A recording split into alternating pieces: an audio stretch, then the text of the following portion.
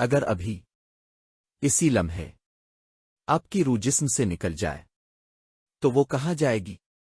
اندھیری قبر میں، جنت کے نور میں۔ آج ہم جانیں گے ایک ایسی حقیقت جو ہر انسان کو ہلا کر رکھ دے گی۔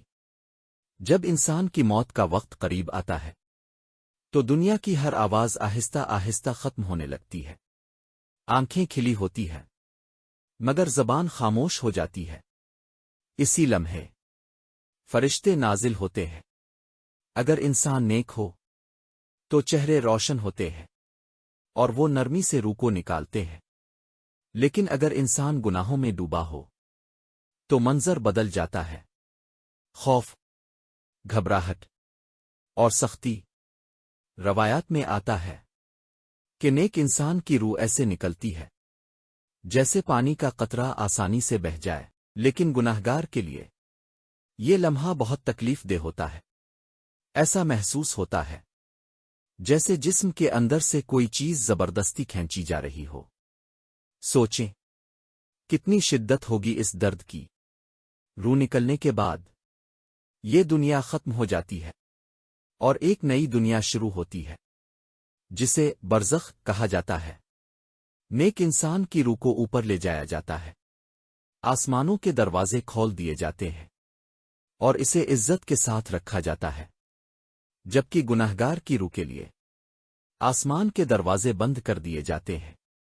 اس کے بعد روح کو واپس قبر میں لایا جاتا ہے اور یہاں سے شروع ہوتا ہے اصل امتحان۔ قبر اندھیری ہوتی ہے، خاموش اور تنہا۔ دو فرشتے آتے ہیں، ہیبت ناک، طاقتور، اور سوال کرتے ہیں، تمہارا رب کون ہے؟ تمہارا دین کیا ہے؟ اور تمہارے نبی کون ہیں؟ اگر انسان نیک ہو تو وہ آسانی سے جواب دے دیتا ہے، لیکن اگر نہ ہو تو وہ جواب نہیں دے پاتا۔ نیک انسان کے لیے قبر جنت کا باغ بن جاتی ہے، روشنی، سکون اور خوشبو، لیکن گناہگار کے لیے قبر تنگ ہو جاتی ہے، اندھیرا چھا جاتا ہے اور عذاب شروع ہو جاتا ہے۔ یہی وہ جگہ ہے جہاں روح قیامت تک رہتی ہے۔ نیک روحیں سکون میں ہوتی ہے جبکہ گناہگار روحیں تکلیف میں، اور وہ انتظار کرتی ہے قیامت کے دن کا۔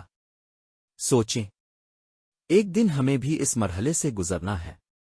نہ دولت کام آئے گی، نہ دوست، صرف ہمارے اعمال۔ آج جو ہم کر رہے ہیں وہی کل ہماری قبر کا حال بنے گا۔